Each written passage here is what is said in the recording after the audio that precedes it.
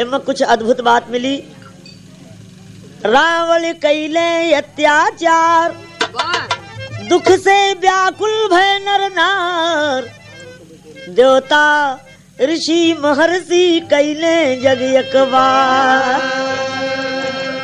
या महर्षि करे अज्ञानी, अरे अगवा का श्रोता सुने जा कहानी।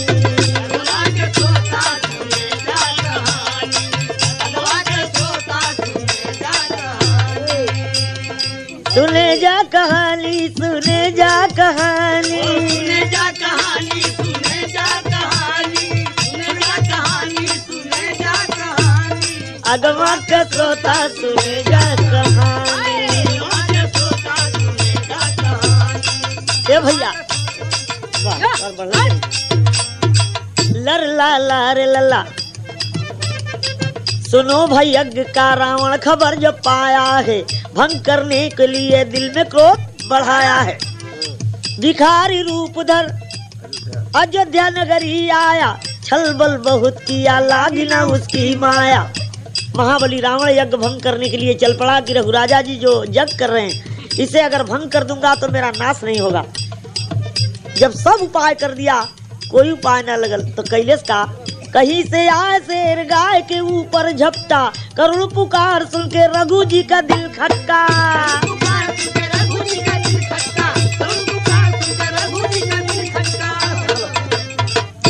कहीं से आए शेर गाय के ऊपर झपटा। करुण पुकार सुन के रघु जी का दिल खटका। संकल्प छोड़ रहे दाहिने हाथ से ज्ञानी, बाएं हाथ से परोर के मारे पानी।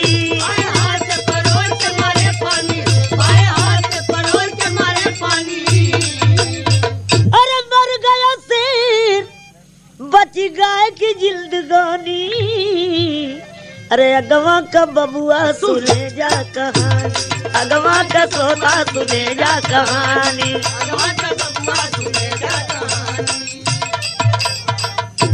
ये भैया महाबली रावण जब माया का शेर गौ बना के दौड़ाने लगा कि रघुराजा जी संकल्प से हाथ हटाएंगे कि दाहिना हाथ से संकल्प छोड़ रहे हैं, बाएं हाथ से उठाए के पानी मंत्र परोर के जब मारे हैं तो वही पानी के छींटा से बन गए 31 बाण। कोई वक्त में यही बाण से रावण कह जाई जान। हाय हाय गौ माता की जिंदगी बच गल। महाबली रावण देखा कि अरे शेर मर गया और 31 बाण हमार काल बन गल तो ये काल हमें अब नाश न कर दे, इसलिए भाग जाता है। दूसरे दिन उस बाण को चुराने के लिए चल देता है। महाबली रावण चल दिया। का हो अरे तनवा में धीला धरे, अरे तनवा में धीला धरे, लेने चला दशानन छल से 31 बनवा। तनवा में धीला धरे, तनवा में धीला धरे।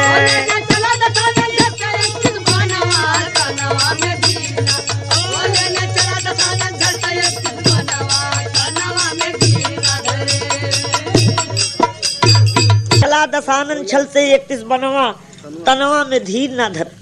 यहाँ थोड़ा सा कारीगरी का हो कि लुक जाय रहा छल से पपिया, अयोध्या की पहुँचा नगरी।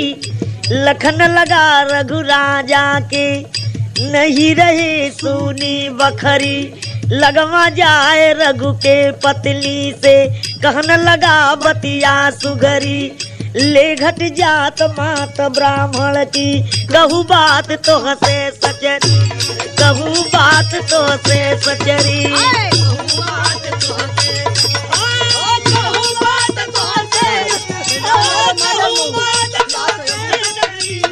कहू बात तो हसे पवन पुरवाई, असमन कर की ससुर चली जाए। एक टोपी मारा है असमन कर की ससुरवा चली जाई। ससुरवा चली जाई, अरे जिया करे जाऊ ससुरवा चली जाई, मन कर की ससुरवा चली जाई। मन कर की ससुरवा चली जाई। रावण जब चुराने के लिए 31 बाण चला तो सोचले कि अगर ये काल इनके पल्ले रही तो कोनो दिन लहा निकल बढ़ियाई। तो रघुराजा जी नहीं थे। सोचा कि इनकी धर्मपत्नी है महाबली रावण, उस बाण को चुराने के लिए करता क्या है। और जब कहा कि माँ बड़े जोर भूख लगल हो, तो रघुराजा जी की पत्नी सोच रही है क्या सोचे? कि रघुराजा का पत्नी सोचे कोई बा भिखारी। तब कह का कि बोला बोला का तू खइबा पूरी तरकारी, बोला बोला का तू खइबा पूरी तरकारी, बोला बोला बोला पूरी तरकारी, पूरी उसका तरकारी, जाने की महाबली रावण है।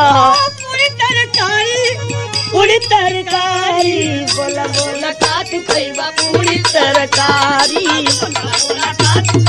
पूरी तरकारी। केतनो बोलाव नहीं बोले अभिमानिया, केतनो बोलाव नाही बोले अभिमानिया, केतनो बोलाव नाही बोले अभिमानिया। आगवा का पंचतली सुन ला कहानिया, आगवा का पंचतली सुनिला कहानिया, आगवा का पंचतली सुनिला कहानिया। केतनो बोलावे नहीं बोला मन मारी। रघुराजा जी का पत्नी पूछत है कि का खइबा, पूरी तरकारी बनाई कि दाल भात बनाई। लेकिन महाबली रावण बहुत चालाक था कि पतिव्रता स्त्री कई दोहरैया बोली और पहचान है तो श्राप दे दी है। तो चुपचाप बैठा खाली इशारा करत है कि माँ भूख लगल पेटवे दिखावे। तो सोचली कि मारे भूख से इससे बोल नहीं जा रहा है। जब वो हर भोजन बनावे लगली तो रावण महाराज कहले का कि लेके 31 बाण रावण का दल पयनवा,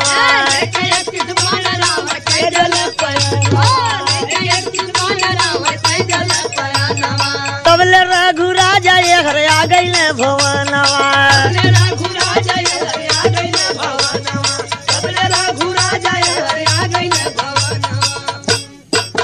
केतनो बोलावे नहीं कौनो राक्षस आइले घर बसात बाट सारी। कहाँ चुपचाप पड़ला पूरी तरकारी बनौले ही खाए के बोला बोला का तू खइबा पान की सुपारी, का तू खइबा पान की सुपारी, का तू खइबा पान की सुपारी।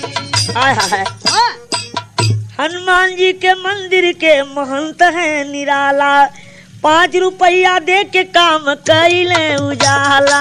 5 रुपया दे के काम कैले उजाला, 5 रुपया दे के काम कैले उजाला। दुर्गा मैया कर्ज सवार तोहरी सारी, बोला बोला काट खइबा पूरी तरकारी। ये बाबू महाबली रावण 31 बाण लेके चल गई, पुड़िया तरकारी बनावत है। अजब यही रघुराजा जी तो कना घरवा में कोनो राक्षस हल गल में बिल्कुल बसारा कहीं चुपचाप बोला मत पूरी तरकारी बनौली चल के खाला 5 सुपारी लगावत है। लेकिन समझ गई कि ओहो ये कोई मायावी आया का, रावण तो नहीं आ गया। शक्ति थी, इतना शक्ति रहल विद्या रहल हमरे देश में कि रच माया दृष्टि से देखे रघुराजा उस बार।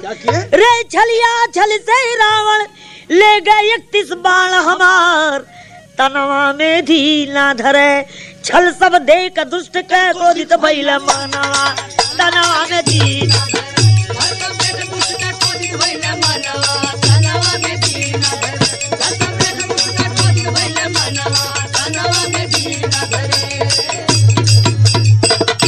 क्यों क्या पता 31 बनवा बली बनवा चली भइले,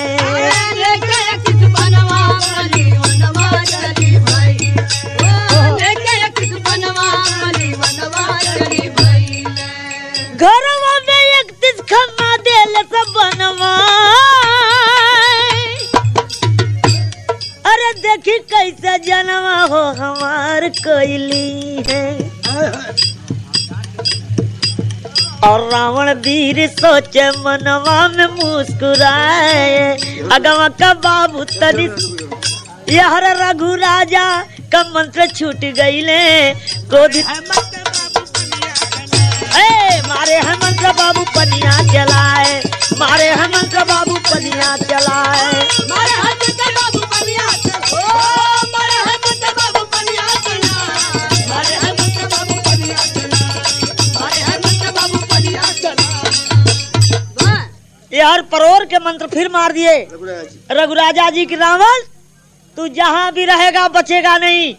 तब नारद जी पहुँच के रावण महाराज से कहे नारायण नारायण नारायण। का हो महर्षि जी कैसे चल रहा?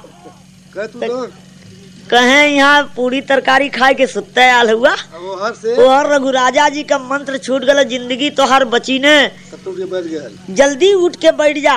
और गप से बैठ के रावण इतना चलाक नारद जी से पूछत हुए कि भेदवा बता देवा हमके।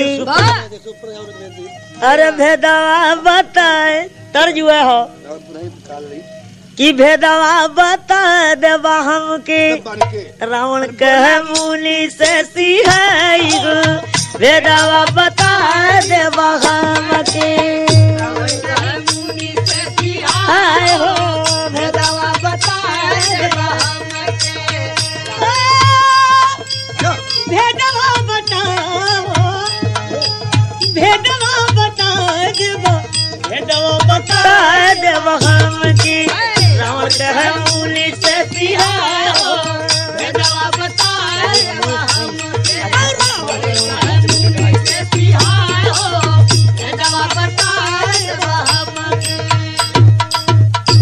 मास्टर रमेश सिंह भैया देहले 5 गो रुपया बुल्लू गा के देवा राजू का भेदवा बता देवा हमके। ये ना भैया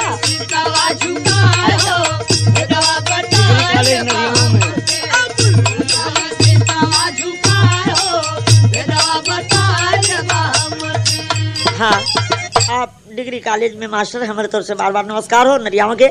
लेकिन ये बाबू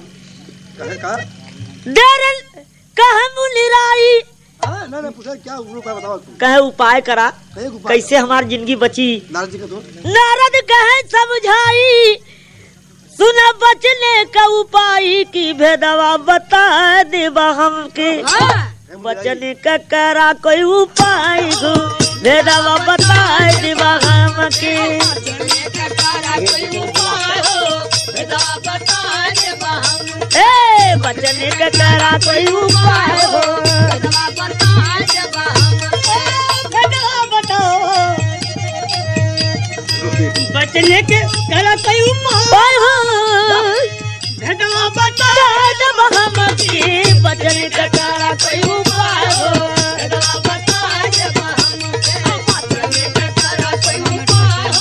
भेदवा बता देवा हमके। एक उपाय हो और कोई उपाय ना है।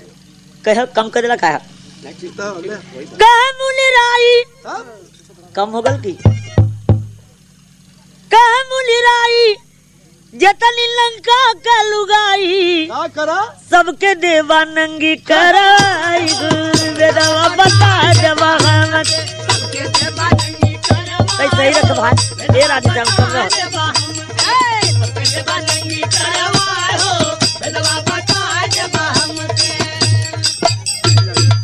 कहे जेतनी औरत लंका के सही कले यार। हाँ वाली रावण सोचले कि मजाक करत हुआ। कहे महाराज बिगड़ जाई काम तो पंडित हम हूँ पंडित। कहे हम सही कहते अगर न मनबा तो हम जाते बनावत हुए। और रघुराजा जी का मंत्र छूट गया कौन उपाय से तू बचबा ना। उपाय कराई है तो उपाय रावण महाराज सोचने की ये तो बड़ी बेइज्जती के सामना। तो कहने का रथर पत्थर दिल कांप रहा नंगी करवाया नारी। अच्छा रे तुरंत बच गए जान दिल में यही बिचारी तनवा में दीना दर। रघु का मंत्र लौट गए नंगी दिख जलन तनवा में दीना दर। अभी खतरा दिखाई खतरा है। रघु का मंत्र लौट गए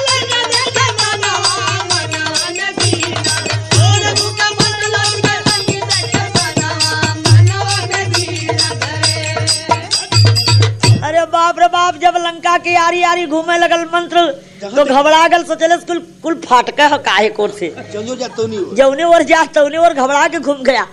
और घूम गए तब नारद जी हंस के कहले का बच्चू जान बचा देली, कह जा जा हमारे आयु न रह तो तू का बचौता। भाई मां अब वही घमंड नहीं टूटल।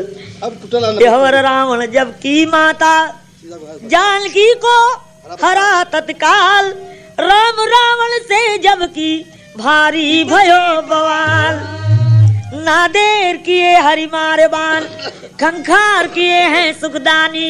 ना धरे धीर लड़ने को चला है, 10 कंदर तब अभिमानी। नैन तान कर मारे बाण, कट जाए शीश सुर जुड़ जानी। ना पाए पार हरि भय लाचार, तब कहे भविष्य सैलानी। भगवान बाल मारे और रावण का मूड़ी कट जा, फिर भक्त से जुड़ जा। तब भविष्य जी कहने की जवन ठुकुचा बाण लेके आयल हुआ, ये बाण से महाबली रावण मरी ना मरी।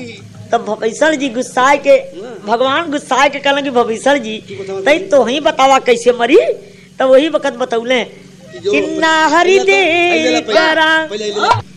अब यहाँ पोल खुलत हो, जो लोग कहले घर के भेदिया लंका दा, यहाँ पोल खुलने कहीं इस तरह न मरली। तोरे पूर्वज के 31 बाण चुरा कर महाबली रावण अपने अंगनी में गड़वा के रखा है अपना काल। उ सोच रहा है कि दुनिया में कोई मार ही वाला ना।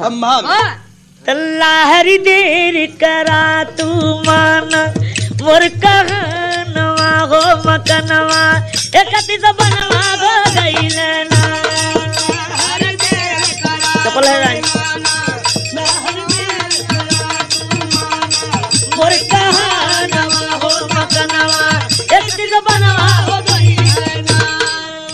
ले जाके खम्मा में चुनवावा, वही तू 31 बाण मंगावा।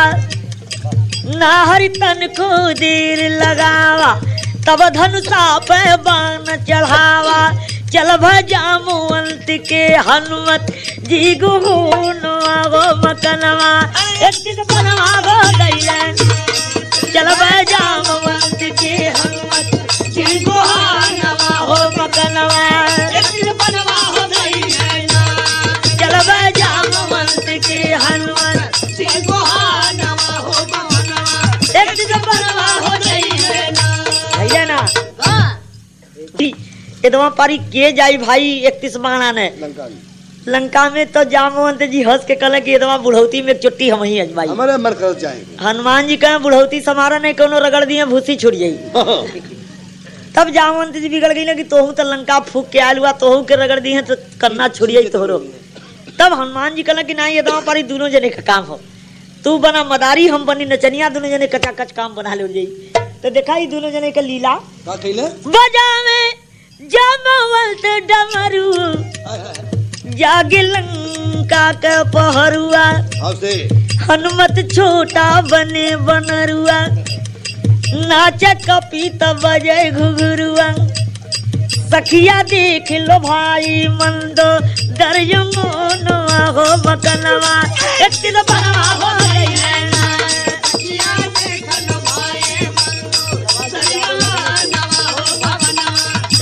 बनवा हो गइल।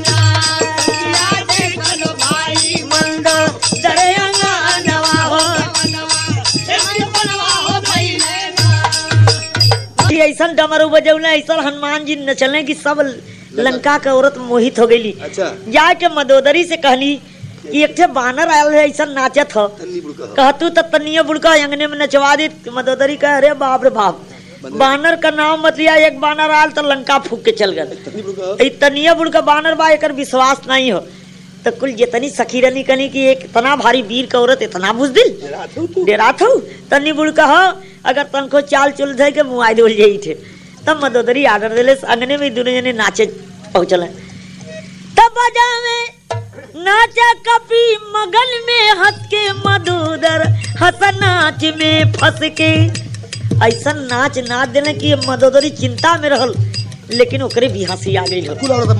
जितनी औरत खुशी हो गई।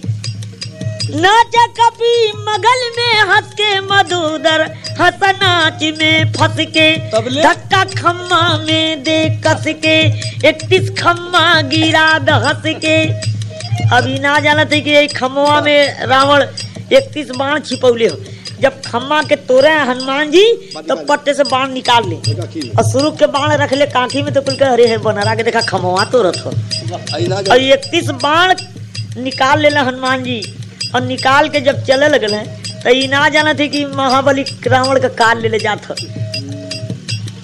नाचा कपी मगल में हंस के मधुदर हंस नाच में फंस के धक्का खम्मा में दे कस के 31 खम्मा गिरा द हंस के लेके चले कपी अगवा के कि पया नवा हो मकनवा एक बलवा हो दैले लेके चले कपी अगवा के कि पया नवा हो मकनवा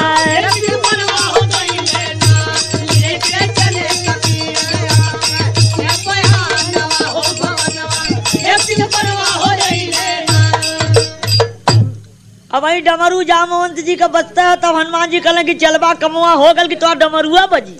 और जब डमरू रुकल तब मदोदरी के ज्ञान भल के रे बाप ये तो हमरे पति का काल ले जा रहा है बानर धरा दौड़ा के। जब दौड़ा के धरे जाए तो हनुमान जी धैले विशाल रूप बड़का रूप धैले तब मदोदरी कहे अरे बाप रे बाप ये तो वह बन रहा है। यार हनुमान जी एक छलांग में रण क्षेत्र में पहुंचे 31 बाण हरी जपाई चले धनसा पर बाण चढ़ाई चलने कदम बढ़ाई आगे सुन गया नवा तनवा में चलने कदम बढ़ाई आगे सुन गया नवा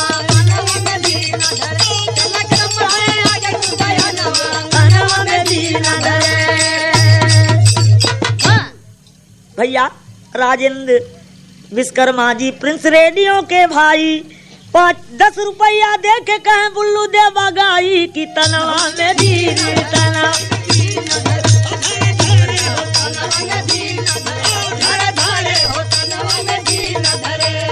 31 बाण जब भगवान पौले तो यहाँ से वह धुन आ गल हीरा धुन कर ले हीरा भैया कर ले कि बूढ़वा बेईमान मांग करैली का चोखा हमें के उलट दिले है कि बूढ़वा बेईमान मांगे पतोहू से चुन्ना चुन्ना चुन्ना चुन्ना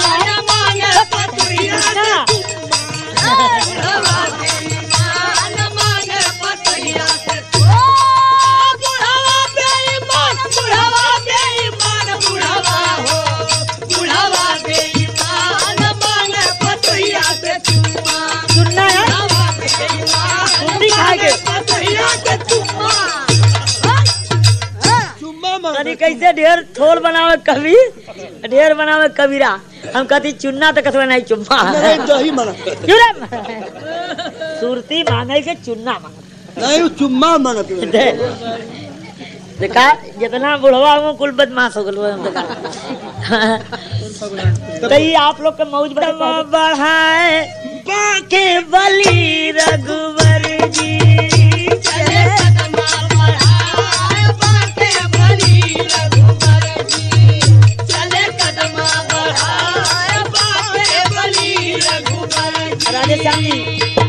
अरे बज के न जाइबा पापी हो काल गयल मेला राय का भा रावण के मुआवे न देबा हो का तू का कर तड़ा न जाइबा पापी हो काल गयल मेला राय अरे 20 बाण से रघुवर भुजा दिए लगाए और 10 बाण को मारे शीश गईले कटाए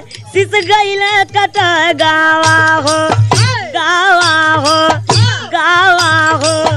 शीश गईले कटाए बाके बली रघुवर जी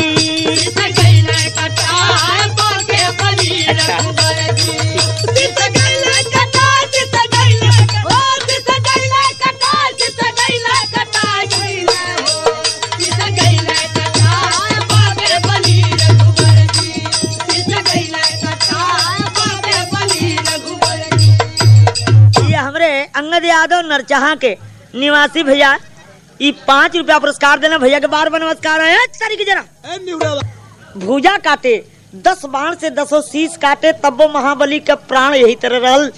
तब भविष्य जी से पूछने कि भगवान पूछ रहे हैं कि कैसे मरेगा, तो कहें हृदय में माता जानकी का ध्यान रखा है और नाभि में अमृत कुंड है। एक बार बचा भी आप जब नाभि में मरबा तो माता जानकी के ध्यान छुटी और एक बाण बचल, एक के बाण से दोनों काम हो।